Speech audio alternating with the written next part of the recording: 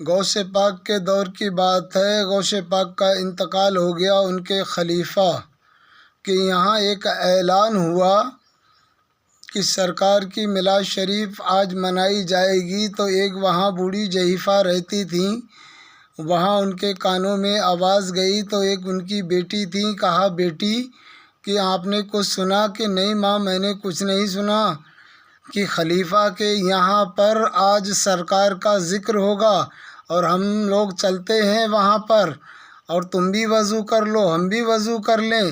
جیسے ہی وہاں پر گیٹ پہ پہنچے تو درمانچی نے روک دیا، کہا ماں کہاں جا رہی ہو؟ کہا آج تمہیں نہیں پتہ آقا کا ذکر ہوگا، ہم میلاد سننے کے لیے آئے ہیں، کہ یہ آپ لوگوں کے لیے نہیں ہے، پیسے والوں کے لیے ہے، تو یہ ہمارے لیے نہیں ہے، آپ لوگوں کے لیے نہیں ہے۔ تو کہا بوڑھی عورت نے کہ نبی تو غریبوں کے بھی ہیں، امیروں کے بھی ہیں، تمہارے بھی ہیں، ہمارے بھی ہیں۔ کہا ماں آپ ضد کرو گی تو میری نوکری چلی جائے گی۔ تو وہ بوڑھی عورت دار و قطار رونے لگی، کہا آج ہم محروم رہ جائیں گے سرکار کی میلاد سے۔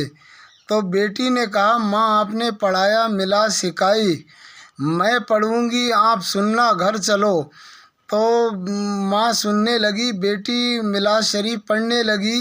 تو کچھ دیر ہوئی، ماں رونے لگی، تو ماں نے کہا کہ بیٹی تو تھک گئی ہوگی، اب پھر سے وضو کرتے ہیں، اب میں پڑھوں گی، تو سننا۔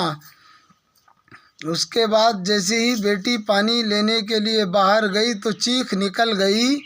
تو ماں گھبرا گئی کہ ایسا تو نہیں کوئی جانور آ گیا ہو یا کوئی بدماش آ گیا۔ پھر دیکھا کہ ماں جلدی آؤ، تو دوڑتے ہوئی بوڑھی عورت گئی دروازے پہ، دیکھا کہ غوث پاک چوکھٹ چوم رہے ہیں۔ تو اس نے فرمایا کہ آپ میرے پیر و مرشد ہیں، تو آپ میری چوکھٹ کیوں چوم رہے ہیں؟ تو آپ نے فرمایا کہ اے ماں، جہاں پر سرکار آپ کے یہاں تشریف لائے وہاں ان کا قدم مبارک رکھا گیا، تو اس قدم مبارک کو عبدالقادر چوم رہا ہے۔ سبحان اللہ۔